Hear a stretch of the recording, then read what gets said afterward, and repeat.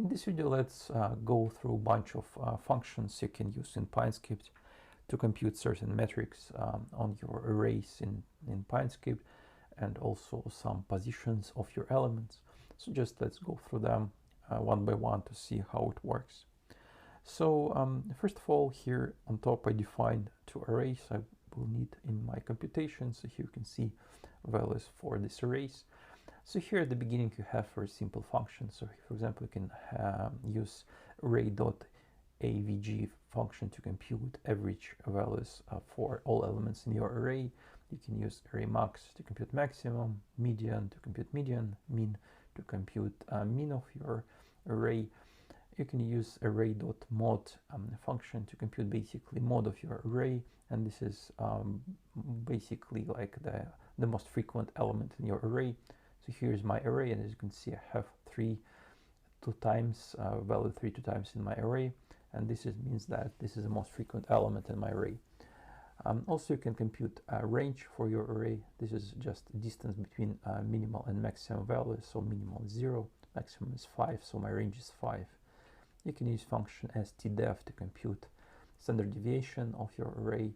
You can use array.variance to compute a variance for your array. And also you can use array.sum to compute sum for all elements in your array. So with the next function array.covariance, you can compute covariance between two arrays. Just pass them IDs of two arrays as parameters, and PineScript will compute covariance for you. So next, a few functions are responsible for searching for values inside an array.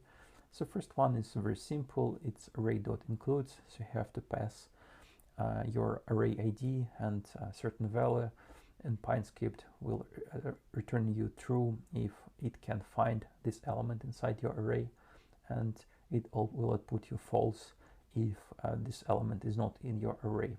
So here, for example, I searched for 1, and of course we have here 1 in my array, but we don't have 7. This is why we get false.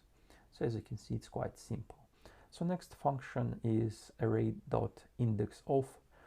It also works similar way to includes, but it not only checks that your array has this value, but also it will return first index of appearance of this value in your array. So here, for example, I search for 3 in my array, and if you look at my array, you can see that I have 2 3s on the first with the first index and with the fourth index, and it returns me 1 because it's the first appearance of value 3 in my array.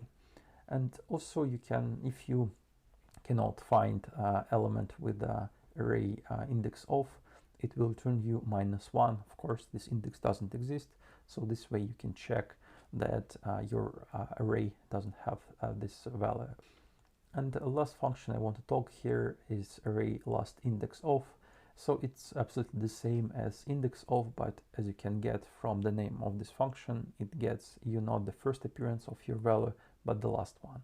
So here, when I search for 3 with the last index of, it gets me the last appearance of my 3, and this is the 4th index. So as you can see, these are pretty simple functions, but they can help you quite a lot in your indicators.